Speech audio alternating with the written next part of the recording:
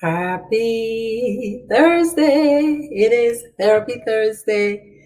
Welcome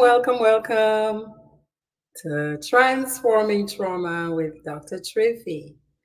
Y'all, on Thursdays, most Thursdays, I show up about this time to talk about psychology, to talk about how we can support our mental health, to talk about how we can heal, to talk about how we can transform trauma into passion, into purpose, into power, into profit. Uh-huh. I teach skills so we can think better, we can feel better, we can do better in our relationships, in our work lives, in our money lives, and in our bodies. So, tonight, I got a good one for you.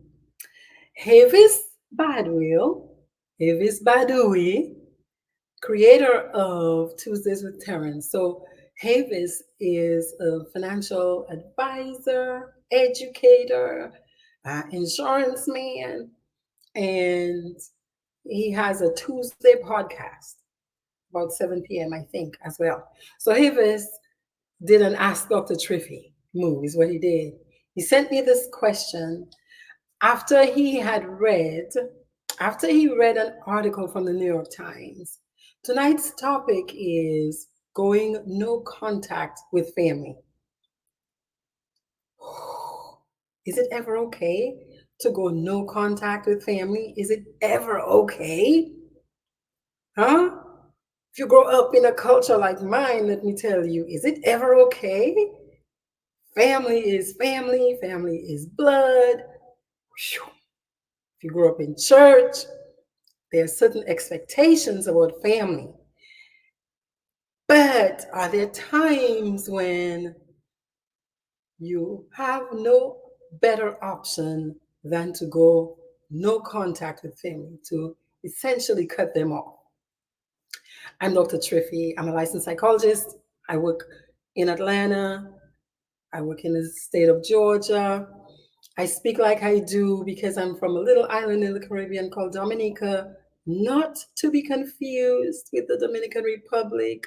We love them a lot, but they're up north. They are close to Haiti and Puerto Rico, and we are down south. Well, we're kind of in the middle of that little archipelago of islands, Dominica. Yes, we speak English and the French Creole, and we also speak the language of the original people of Dominica, the Kalinago people. So, yo, tonight, like I said, I'm talking about going no contact with family. Is cutting off your family ever good therapy? Is it ever good to be estranged from your family? Now, in recent years, I mean, if you're a TikTok watcher or follower or whatever, if you're on Facebook, which is the media that I'm using tonight, if you're on YouTube, if you're on whatever, you will have heard the term no contact because this idea has gained a lot of traction, a lot of speed. Yeah. With many people choosing to cut ties with their families with the expressed and stated goal of achieving well being, feeling better about themselves. But is this ever really a beneficial therapeutic step? Now, the article that Havis sent me was published on July 14th. I mean, just a few days ago. Just a few days ago. And it was updated yesterday. I'm going to read you a short story. I like stories because they help us capture things in our mind, in our memory. A short story, and see if you can relate to any of it. The culture might be different, the name might be different, but can you relate to any of this? As she struggled through her sophomore year in college, Jen spent hours in therapy, but it hadn't addressed the central strain in her life, her parents. They called her at her Midwestern campus again and again, badgering her to fulfill their expectations, to study business and to return to China, marry a wealthy man, and raise children near them. And y'all, she said, when she pushed back, her father screamed and her mother wept. The pressure from her family made it so hard for her to function. And she fended off, she had to fight off thoughts of suicide.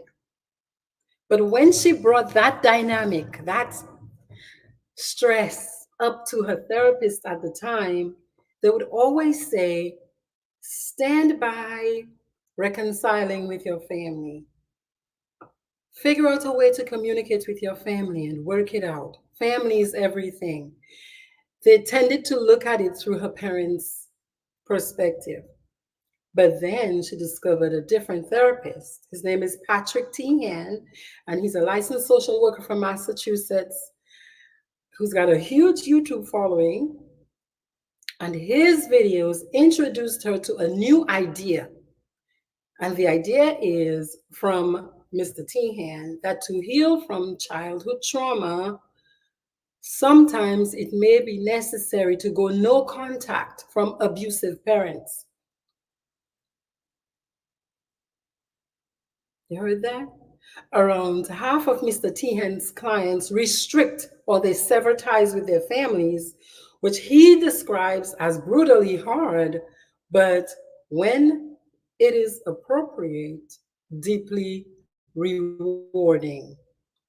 And so Jen has actually asked the New York Times to identify her by her first name because she wants to speak about this family conflict. She wants to take action and she wants to bring light to the issue. Just today. So these days I work at a prison. Today I spoke to a 27-year-old man who is incarcerated for 2 life sentences. He's got 2 life sentences. You can guess the crime, right? 2 life sentences. He says to me that he created for himself a bubble where he doesn't feel. So he has numbed himself. He's numbed his emotions because his family has cut him off. They sent him a letter and they were like, yo, bro, essentially we're divorcing you. We can't do it with you anymore. Nope. No contact. So he's got no phone calls, no letters coming in, no visits. And although he says he understands, he feels so alone. So when that letter came from the family, he who, although he had 2 life sentences that he was working and living with, he had at the time been engaged, he had been writing, he had been working. It's called a little detail, he'd been doing little tasks on the campus. He said he shut it down and he went into this bubble to protect himself because it was too hard for him that they cut him off. So I'm giving you 2 sides here. Somebody who's doing the cutting off and somebody who's feeling the brunt of being cut off. Psychologists have a word for that. It's called family estrangement. Yeah, like we become strangers. What is that? What is it? Family estrangement refers to the voluntary. We are saying on purpose, we're distancing ourselves or we're cutting off relationships with family members. And according to research by an organization, a UK charity called Stand Alone, approximately one in five families are affected by estrangement. 1 in 5, that's a lot. 1 in 5, yeah, 20%, that's a lot.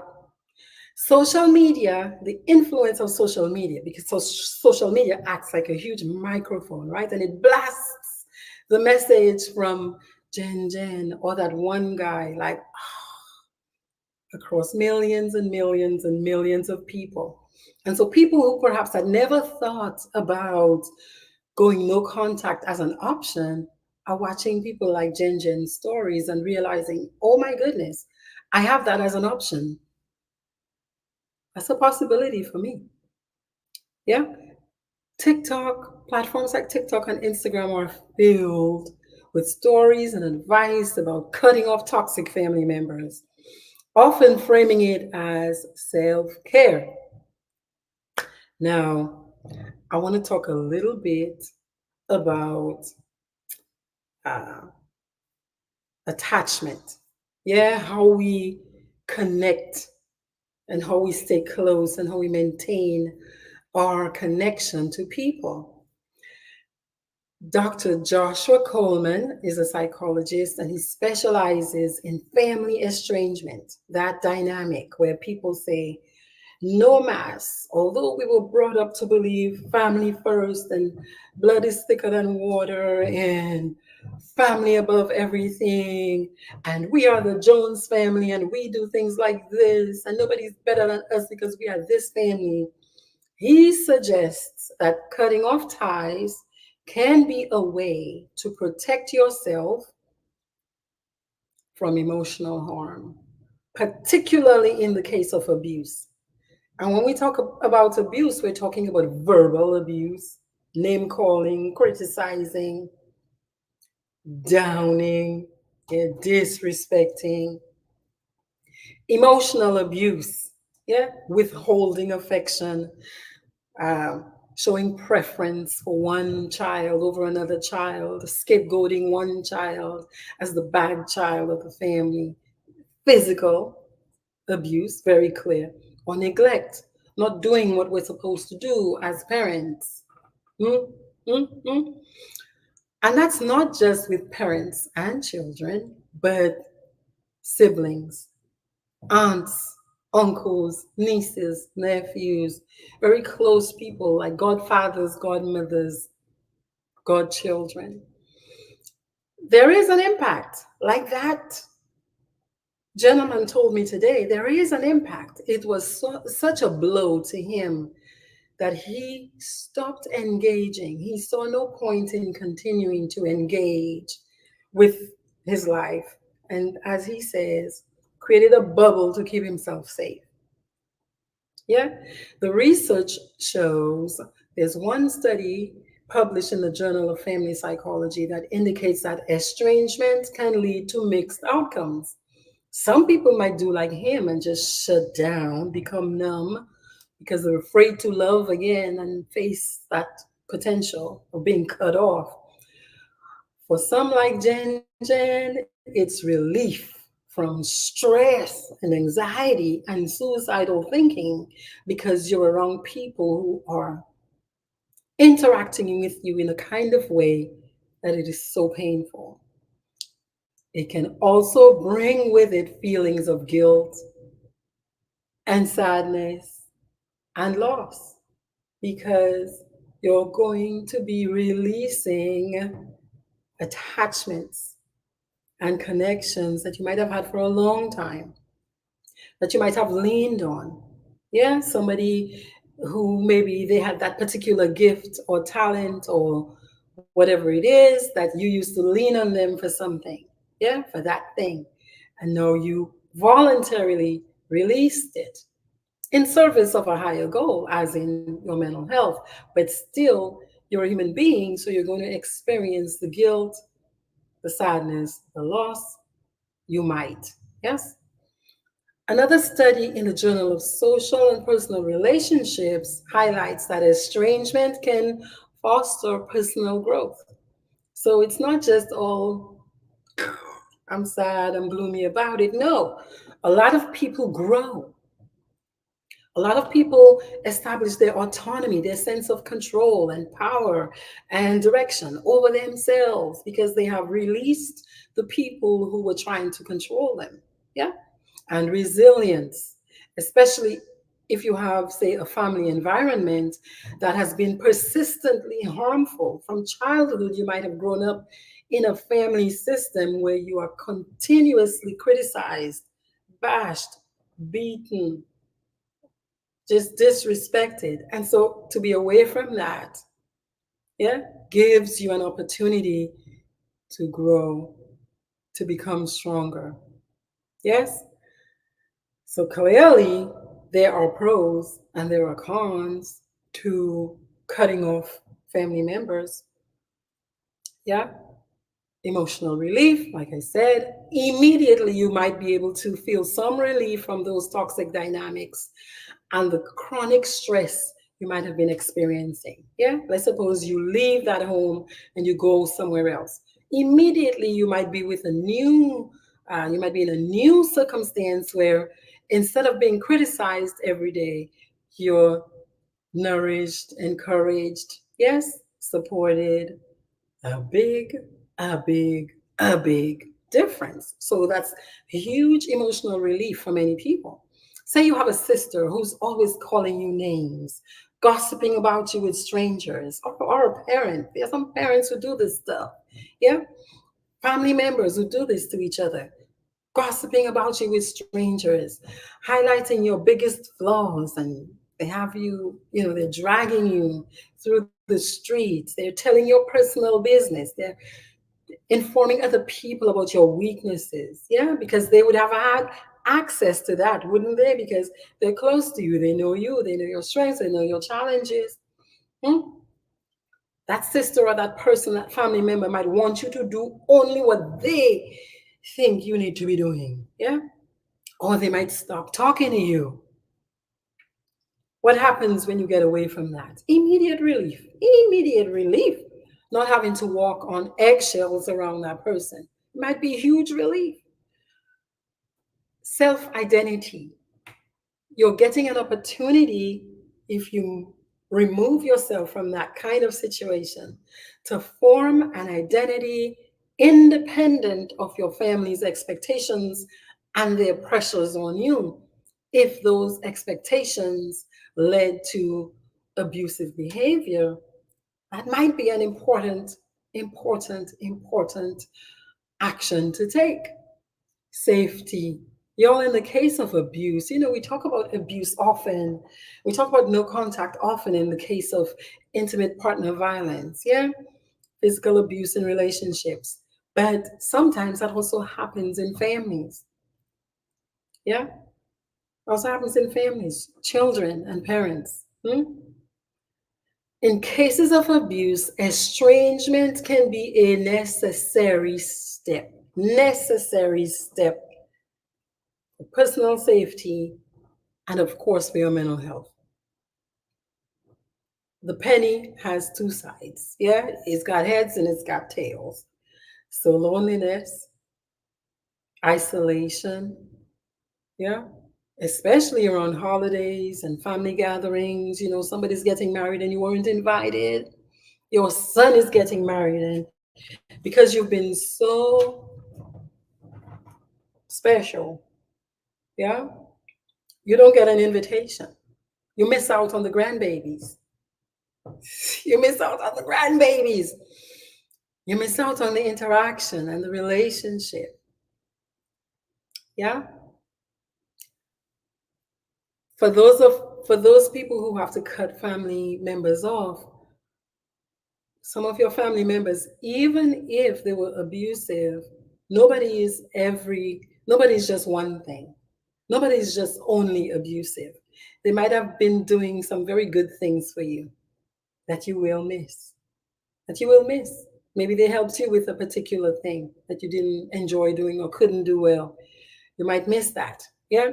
Then there is the granddaddy of it all, social stigma. Because, there are always observers who are watching this play out and they don't have the inside details. They might have one side, yeah, they might not have both. So they're looking at it and they're like, hmm, who cuts their family off? That person must have a hard heart to not be talking to their father anymore. Hmm, yes. Oh, they think they're better than their child or their auntie or their sister or whatever. There is a lot of social stigma that comes from severing ties with our family. Hmm?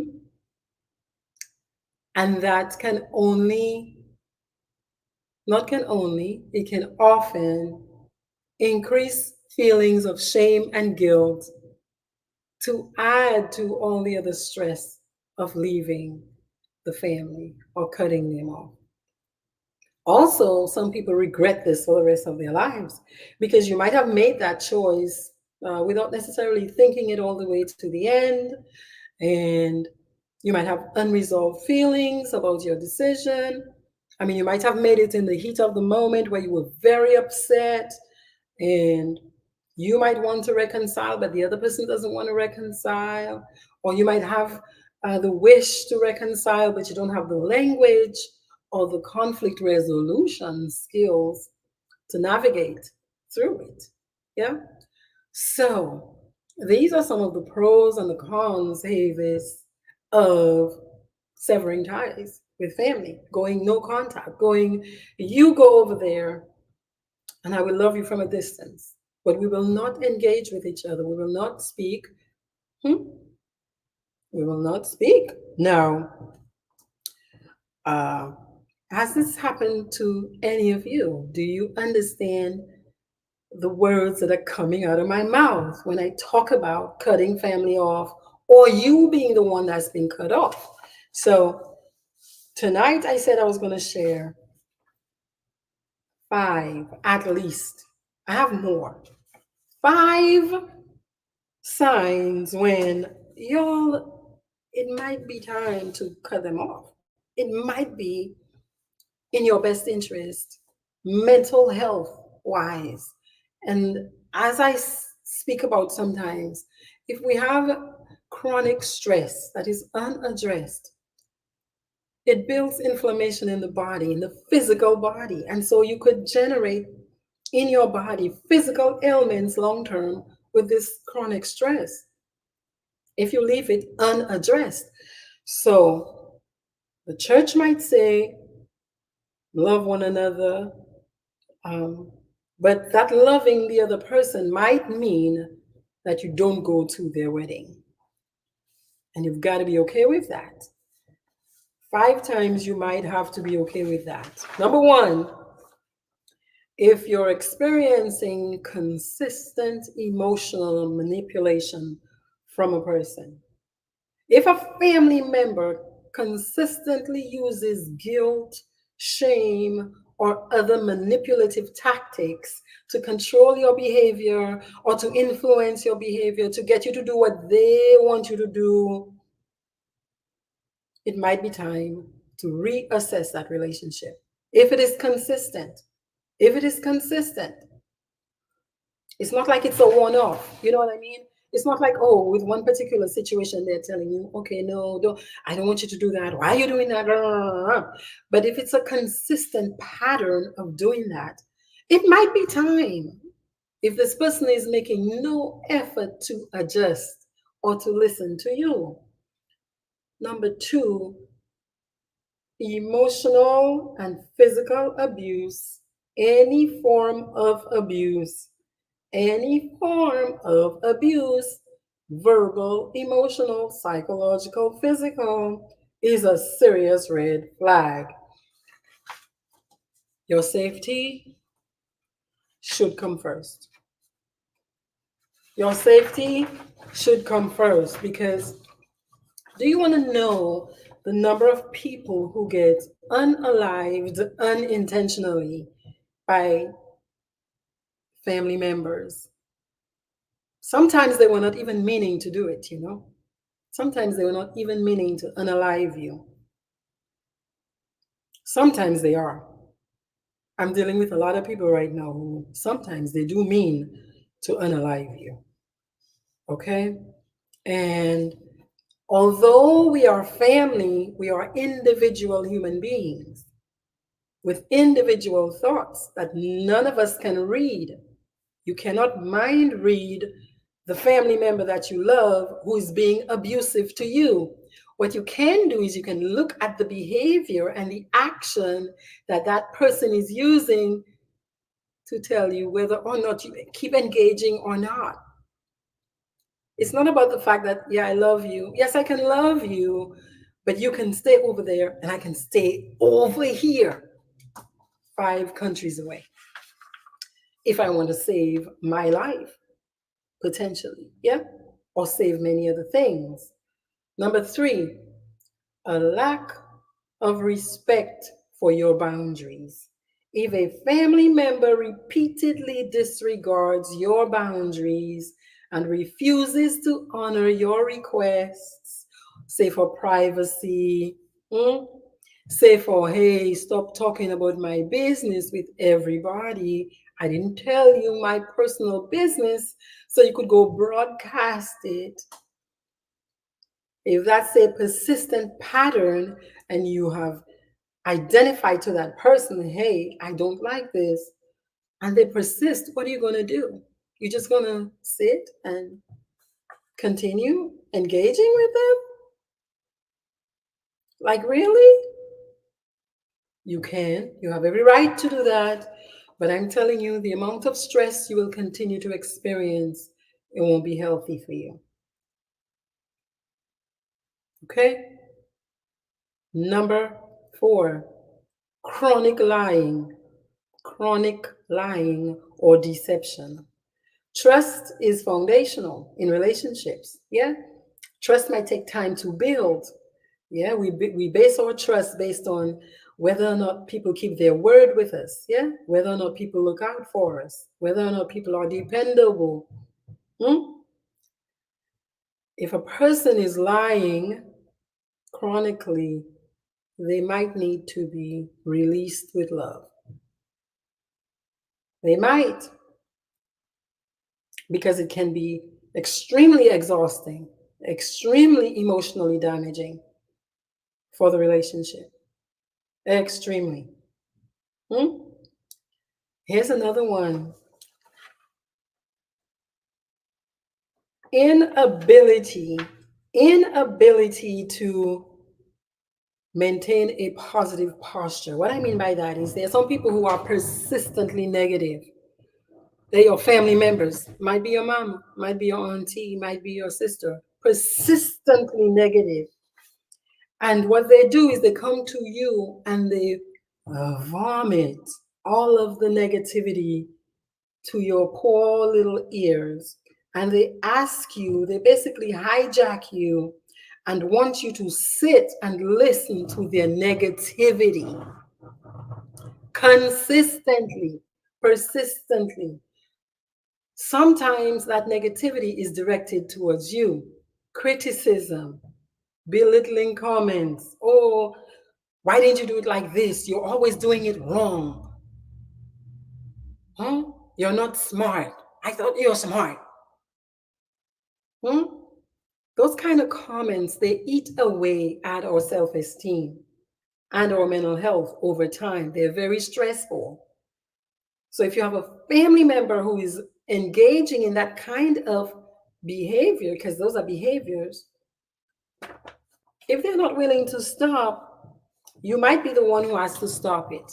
You might be the one who has to stop it by going no contact. By going no contact. Now, blood is blood, family is everything. Love your neighbor as yourself. Uh, Before you cut them off, there are some things you can do. There's some things you can try. Yes? So let's talk about those. 5 strategies to try before going no contact with a toxic family member who has demonstrated some of these behaviors right here. Who has demonstrated some of these behaviors right here. Not, like I said, in the heat of the moment and it's a one off, but persistently, continuously. Yeah, continuously. They got your business in the streets. They're supposed to be your sister. You might need to give them some space. You might need to give them some space. You might need to give them some space.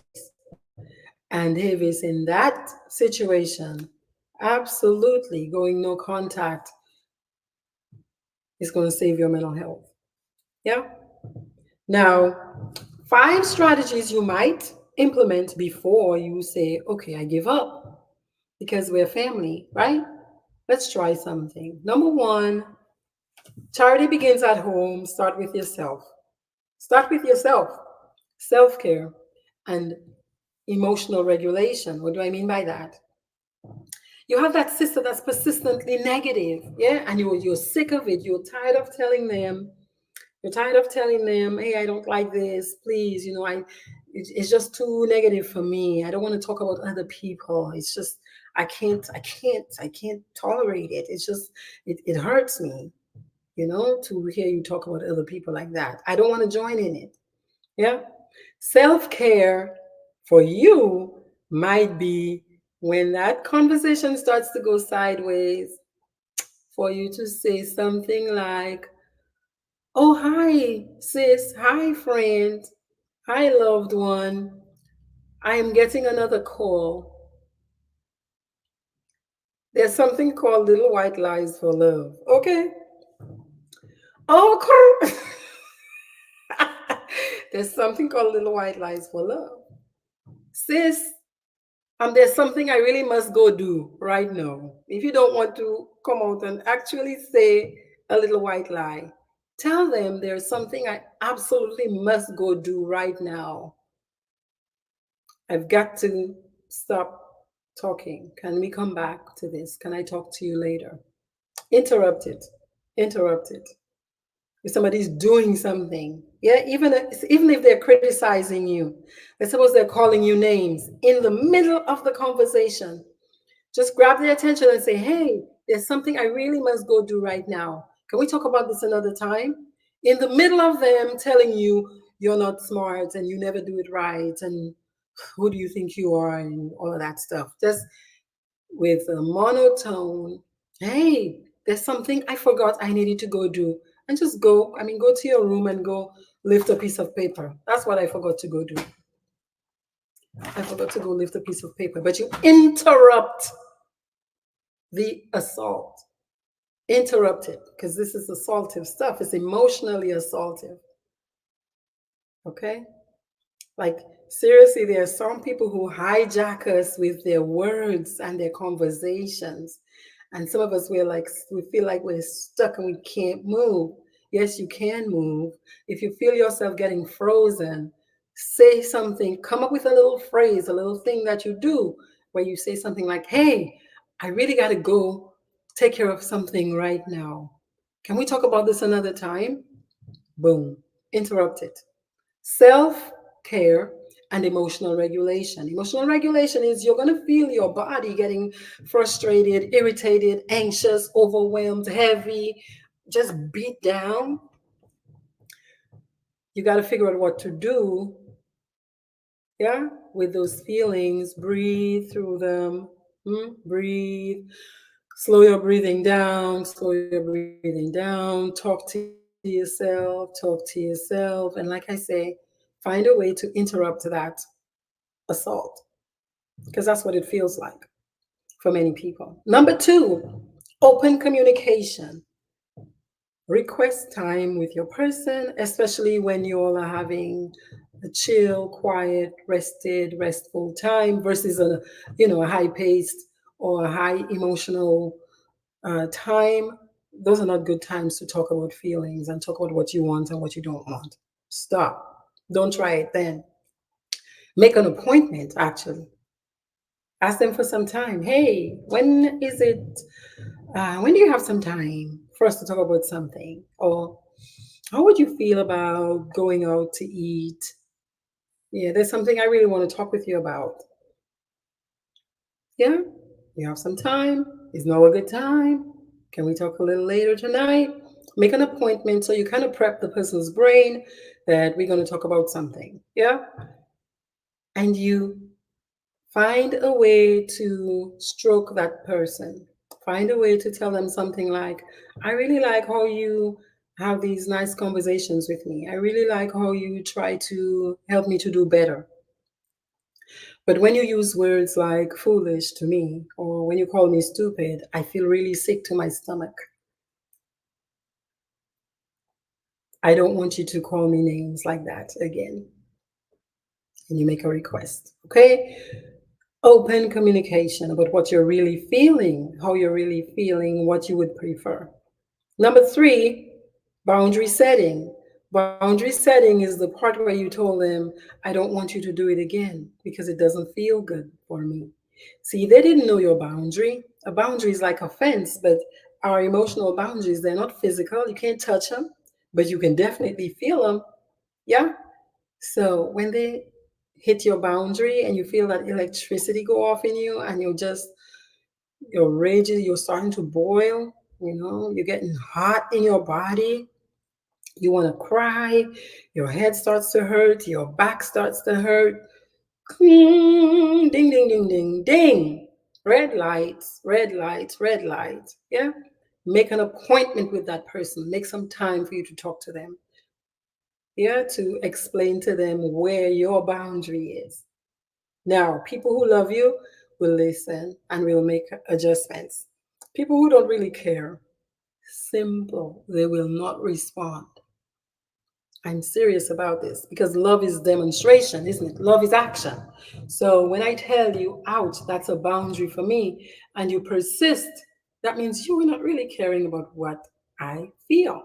You're like, take it, take it, take it. Well, what will you do with a person who keeps giving you actions that hurt you, hurt you, hurt you, and they won't stop when you request different? Your responsibility really is to release them. Release. Ouch, I'm sorry. Or stay and feel the pain. You have that right as well. Number four, conflict resolution skills. We have to learn how to have tough conversations. We are adults. When you're kids, you might not have the words to do it, but as an adult, you need the words to be able to hold a tough conversation because you're a human being and you're not going to always agree and be happy with your family members. So instead of losing the relationship altogether, go read a book on how to communicate. Go listen to a podcast, listen to a video, something. Yeah. Or you might bring in a trusted family member. Yeah, somebody else that both of you appreciate or you listen to, or maybe your pastor. And then number five, go to the big dog. Go to a professional. Go to somebody who has spent many years learning how to help people navigate these things. Go to a therapist. Go to a professional counselor. Go to a psychologist, a social worker, marriage and family therapist, psychiatrist. Okay? Go, go, go, go, go. If you want to save the relationship. If the relationship is meaningful enough to you, go find a professional to help you navigate that. If all of those things fail, or if you don't have access to all of them, you have every right to go no contact. Because some people will not stop doing things that cross your boundaries, even though they know that they are crossing your boundaries. So you can, and again, you have a right to stay and take it if you enjoy pain, or you also have a right to say, I love them, but they're going to have to be over there and I'll be over here. It's that simple, y'all. But it's not. It's not that simple, also, because, like I said earlier, we have emotional responses even to making choices in our best interest. So even after you have said and you realize, hey, this person is that way, they're highly critical. That's not going to change soon. Those kinds of behaviors don't change soon. People who are highly critical, it takes them a while to get like that. Yeah. And some of them have no awareness that that's their style. And many of them who are aware, they enjoy it because that gives them a lot of control and power. That's how they move through life. That's how they get their needs met.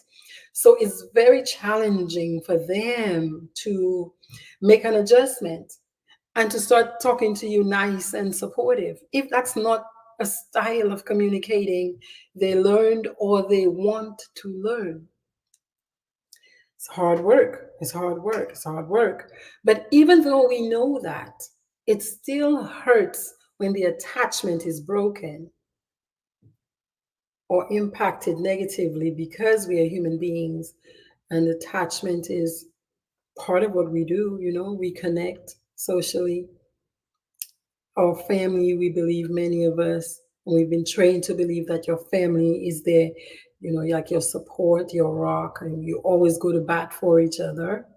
Many of us are trained to think that. And so when somebody in the bunch, in the family bunch, or if most of the people in that bunch are doing things that hurt, yeah, it's very challenging for us to make the decision to release them with love. I like saying that instead of cut them off, really. Release them with love. Release them to be who they are. If they don't want to change, they have a right not to change. They have a right not to stop criticizing you. They have a right to, because they're human beings. But you have a right and a responsibility to manage your emotions, practice self care, use communication skills, use words to ask for better and different from them. And when you don't get it, you have every right to say, I'm not engaging with that person anymore because they are an individual, even if we are family. It is okay. Havis, good night. It is okay, completely okay to go no contact with family who are acting in ways that you are repeatedly saying ouch about. Yeah. Now, again, I'm not talking about you saying ouch about a person doing what they want to do that's not illegal, immoral, or unethical. Okay? People have preference. So just because you don't like a person's preference and you told them, I don't want you to do that because no, that's not it. No, that's not what I'm talking about. Yeah. I'm talking about where people actually do things that hurt you. Yeah. If a person persists in doing something that hurts me, that's an immoral act. It's immoral. Yeah. So they might prefer to punch you in the throat. They might prefer that. Many people do, actually. That's why they do it. They might prefer it, but that's a no. That's abuse has got to be a no contact, even if they're family. There are many adult children who are still getting physically assaulted by their parents. What are they to do? Keep taking it? No, no, no. But detaching from these very significant and important relationships, very painful. Like I said earlier in the example, that young man who's serving 2 life sentences, and listen, so his ability to communicate with family was one of his coping skills. Yeah, social support is perhaps one of the strongest factors in longevity. Yeah, we live longer when we have social support.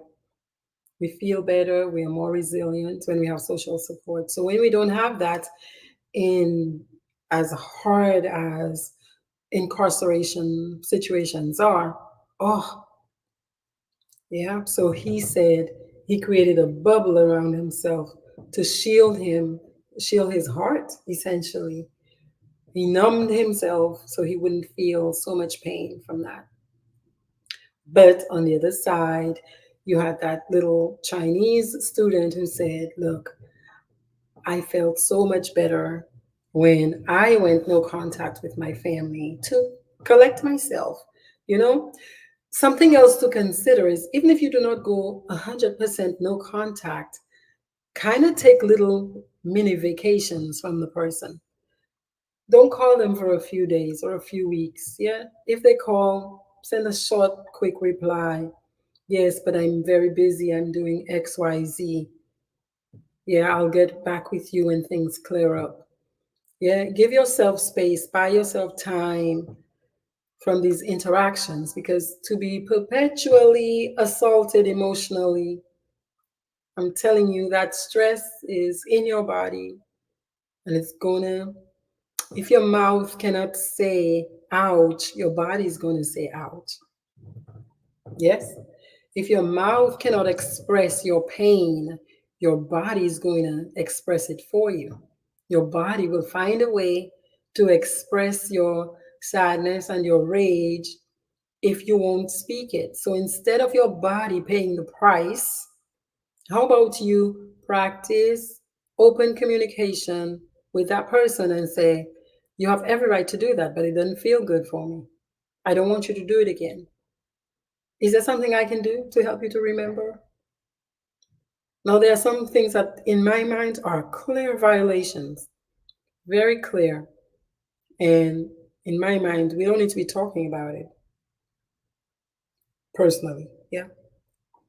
There are some things that are clear. Flag on the play. There are clear flag on the play. And so if you want to have a conversation, you can, but if you don't want to, in my book, just allow people to be who they are, because you cannot control another human being, but you can control yourself. So you can make choices about what you will expose yourself to and how much. So if you're a child, it's very tough, especially for kids, because you grow up and your parents are in the power dynamic for 18, 19, 20, how many years. And now you finally are coming into yourself and you're like, Dad, you used to call me names like knucklehead and foolish and curse at me and da da da da da when I was 16 and 15. That doesn't feel good for me. I don't want that anymore. Now, Dad can persist if he wants. You know, as an adult child of your parent, you can start taking those mini vacations from Dad.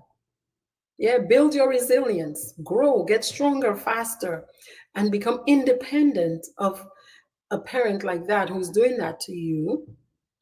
Become independent and release them with love, or decrease the number and the amount of interaction you have with that stimulus so you can avoid that response in your body.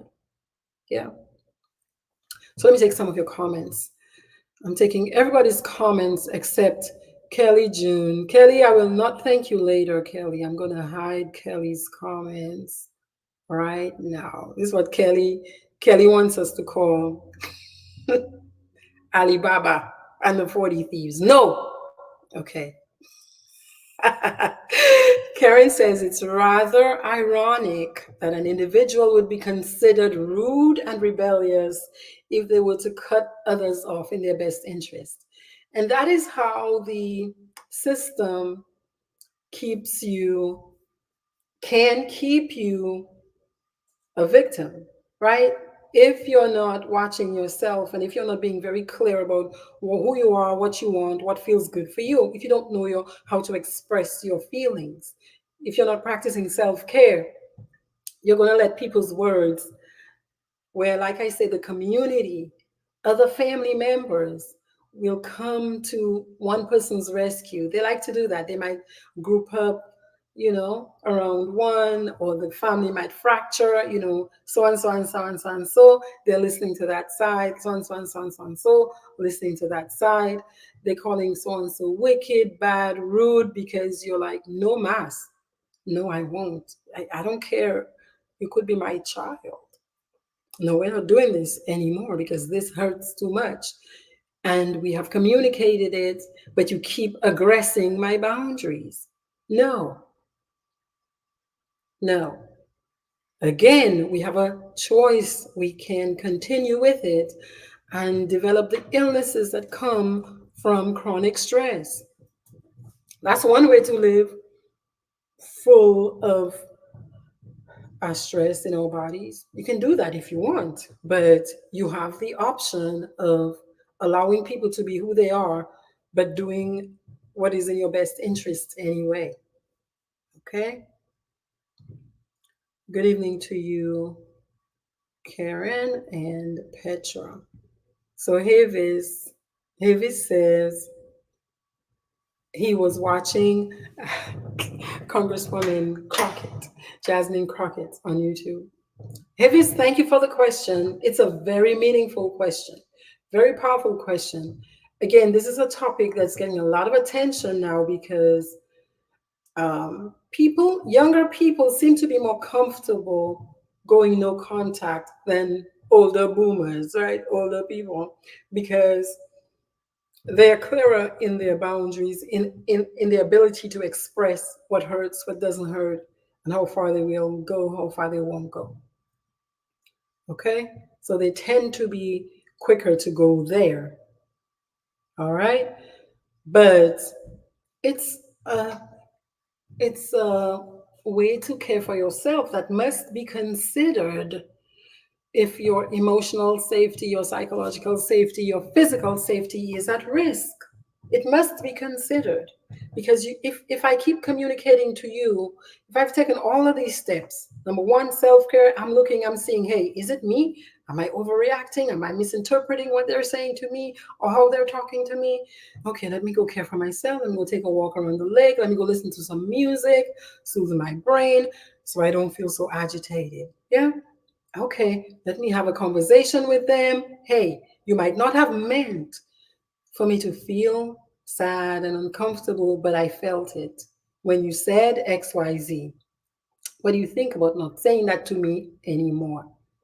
You might have tried all that. You might have told them this is when it hurts. Yeah, when you yell is when it hurts, not when you just try to correct me. When you try to give me good advice in a softer tone, I feel more comfortable receiving it.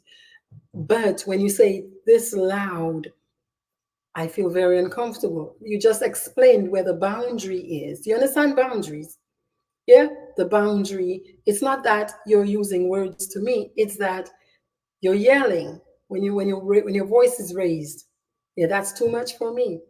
But they might not want to receive that, and they keep wanting to do it their way. They have a right to do it their way, but you have a right to terminate abusive behavior. You have a right to do that. And sometimes it is a no contact situation. Um, Avis, yeah, man, we will block Kelly. Okay, we will block Kelly. Um, Heavy says, this is one time I would recommend therapy to get rid of toxic family members who cause one stress. Absolutely. Therapy, that's the ultimate. If all of these things don't work, if all of these things don't work, let's go to a professional. Okay, let's go to a professional to get to the source, get to the root of this stuff because it's causing damage. Why would I keep doing something that's causing damage to you? It's causing emotional damage to you. Yeah. Hannah says it would be extremely difficult to do, as in to go no contact. You always hear the Bible say to honor your mother and father. If you don't, you will be cursed. The same Bible says parents should not drive their kids to wrath. The same Bible says parents must not drive their kids to wrath. And there are some parents who drive their kids to wrath who are very traumatized themselves. They have a lot of work to do on themselves, and they can pour that out onto their kids, who again are in a weaker position on so many levels, on so many levels, and the parents are continuing to take advantage. Well, when we stop being children, the Bible says, children, obey your parents in the Lord. When you reach 18, you're no longer a child. So you can tell the Bible, well, you said children, and I'm an adult now. And I will say no to this abusive behavior.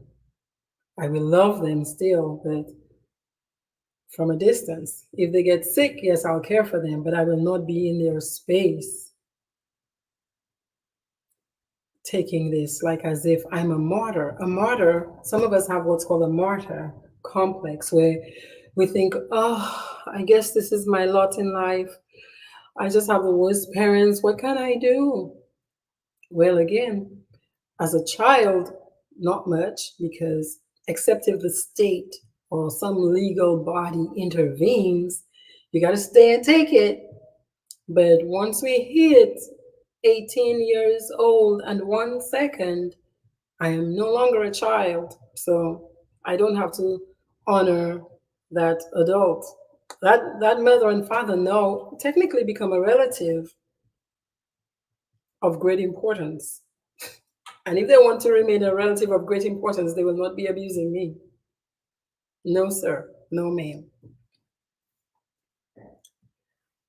Um, Honoring abuse is not Christ-like. Honor from afar is what Havis is saying. That's what I would say, because no, yeah, the Bible says parents should not drive their children to wrath. But again, I would use the technicality that it says, children obey your parents in the Lord. It didn't say adults obey your parents in the Lord, because the adults, the Bible tells to marry and go off and leave and cleave these same parents. Yeah, so that's what I would say, Hannah.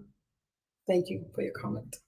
Karen says, in many cases, parents abuse their privilege of authority over their children and still demand respect. It is so abusive.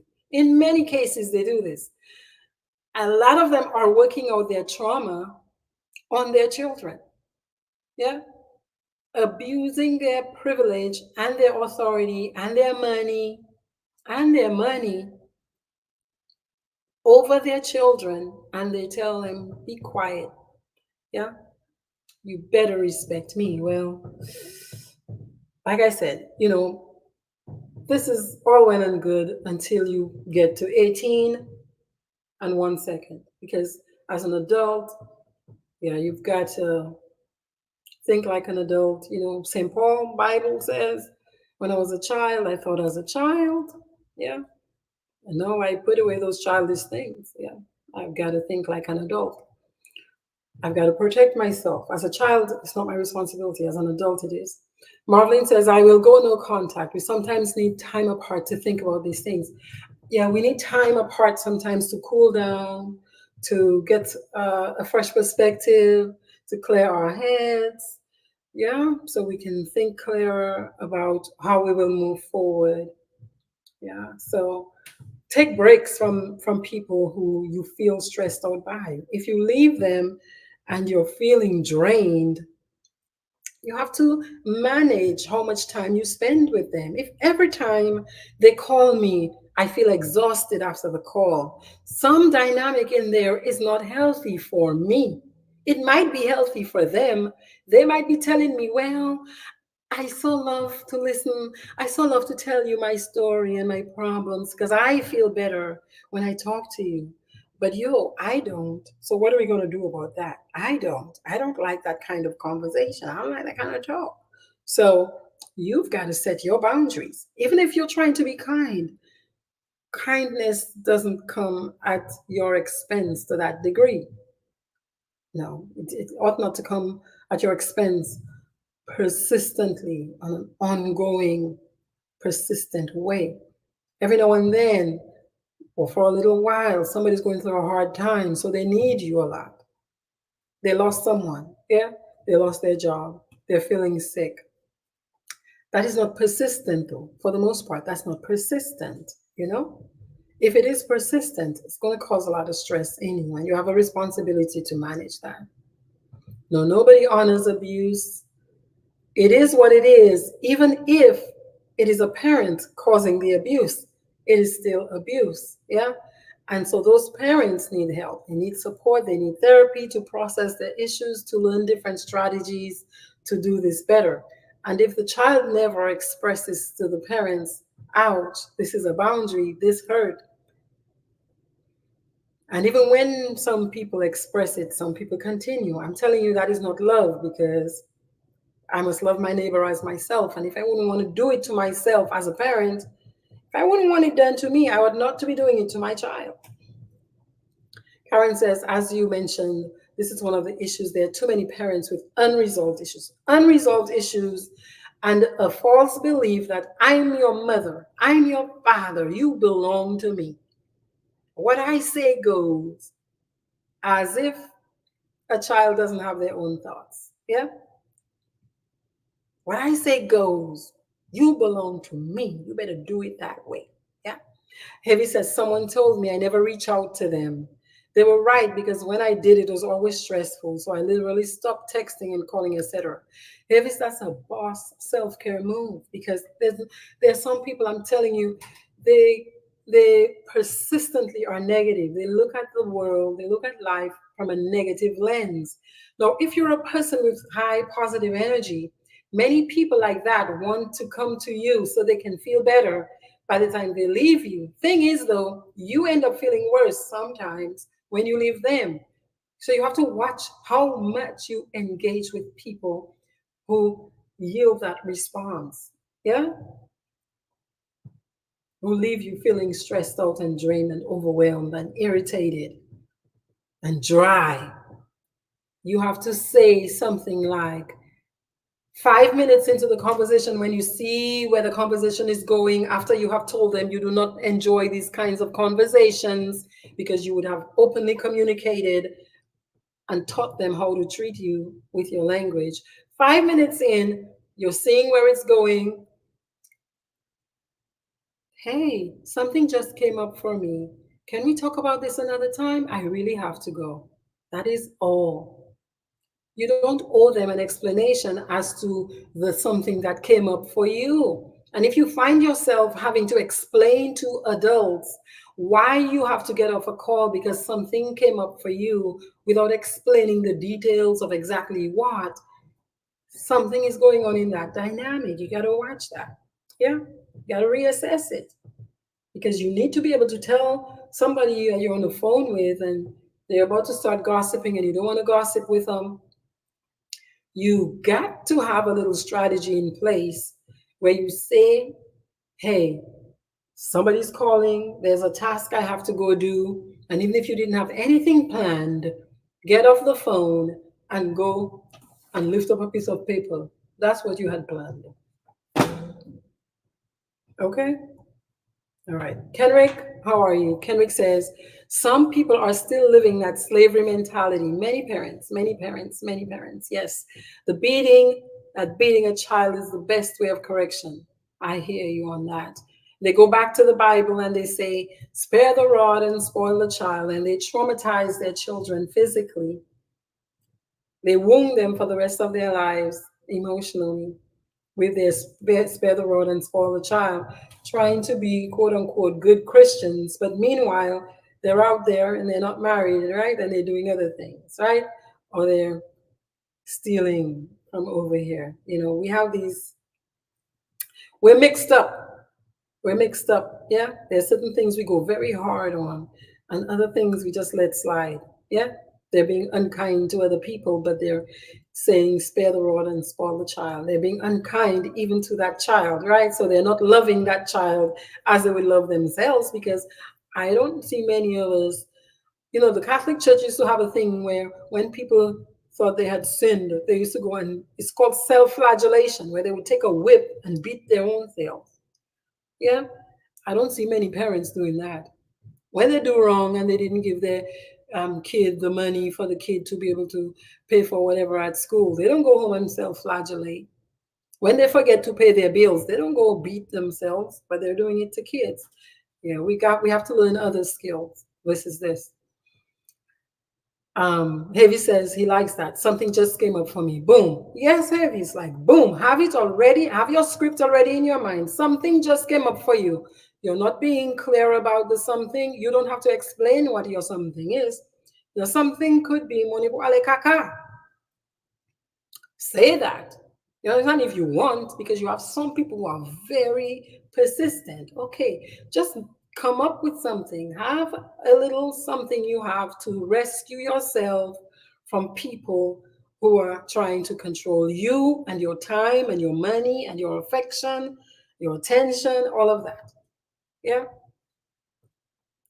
Anyway, Heavy says, Parmwena, he's allergic to pain. You've got to become allergic to pain, and you have to be able to tell people when you're in pain because they cannot see that kind of pain.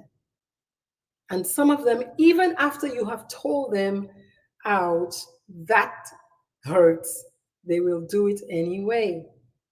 What are you going to do if they persist? Go no contact if you need to. Okay? All right, y'all.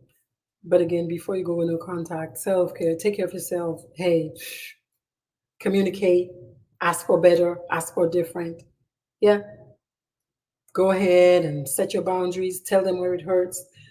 Conflict resolution, learn some skills, get somebody in to help you, and then go for the big dogs. Go find a therapist. All right? You are worthy of an abundant, happy, joyful life. Hmm? You have a right to it. And any place in your experience in this life that is feeling painful is saying, ding, ding, ding, I need your attention. I need something to change. If you were wearing shoes and they were pinching you, that might be a signal that you need to get a new pair of shoes. Yeah, get a new pair of shoes. Don't just suffer and get those coins and bunions and blisters talking about, well, I'm going to stretch it out. Yeah, you're going to pay a price talking about stretch it out. You don't have to put up with everything. Okay? No. Kenrick says some parents may feel offended if that abused child goes to get a counselor for them. Yeah. No, those parents better be lucky that those kids are going for counselors instead of for police. Okay. But many parents feel offended if you give them any advice. They say, that's you're my child. You got to do it like I say. I'm the mom. Whatever I say goes, because that's how some of us were taught and we're perpetuating it. I'm encouraging you, if you're the one doing that or you're the one on the receiving end, to please get some help. Okay? Please get some help. It is difficult, it is technical, it's I mean, it's like a vine, like it's very twisted. And especially in that dynamic between mother and father and children, where for 18 years you're under the jurisdiction of your parents. If you have the misfortune of being born in a family where you have critical parents, it is very painful. And a lot of people suffer chronic PTSD after those kinds of experiences. But when you become an adult, like I say, 18 and a second, if you can find resources so that you have food, clothing, and shelter, which many kids do, many people, they just bail, they bounce, they go as far away from parents like that as possible. You have to begin to get the skills and practice the skills of caring for yourself and asking to renegotiate those relationships.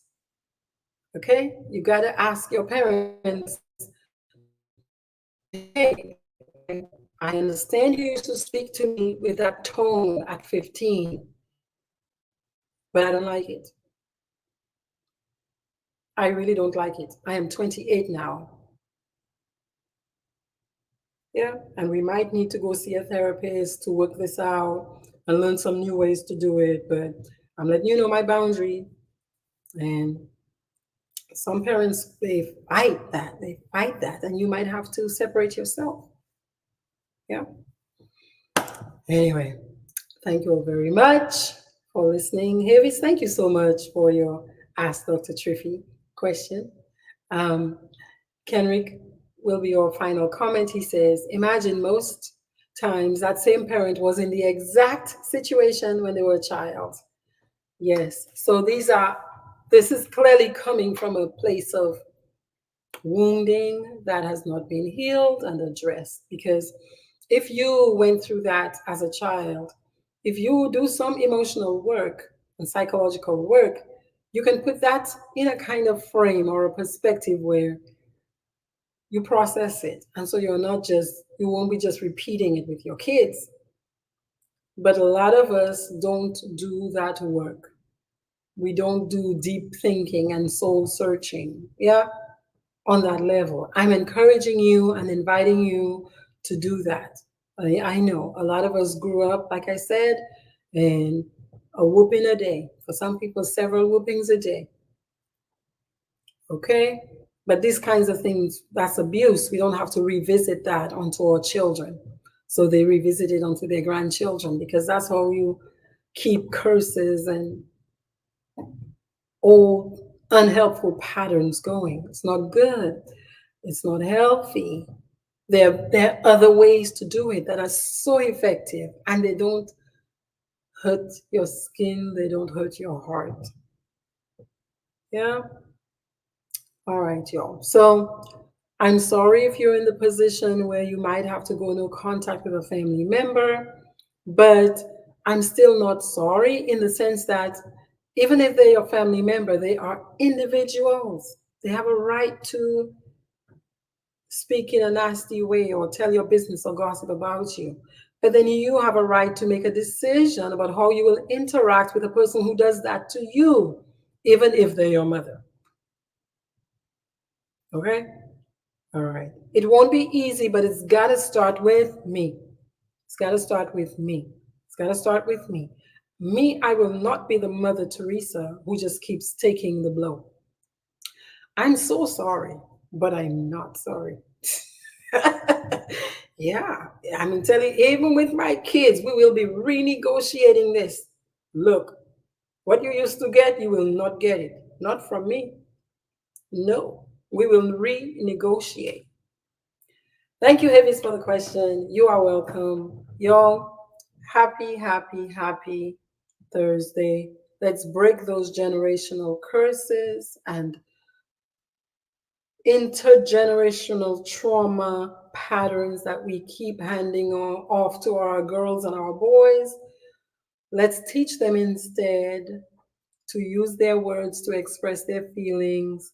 And when they do, when they tell us where it hurts, let's start to honor that in our kids. Yeah, let's start honoring that so they learn what feels good, what doesn't feel good, and so they can now tell other people ouch, I prefer it like this. Okay. Donc, parler à l'autre fois. For the English speakers, that means we will talk another time. We just learned a Creole phrase tonight. Peace.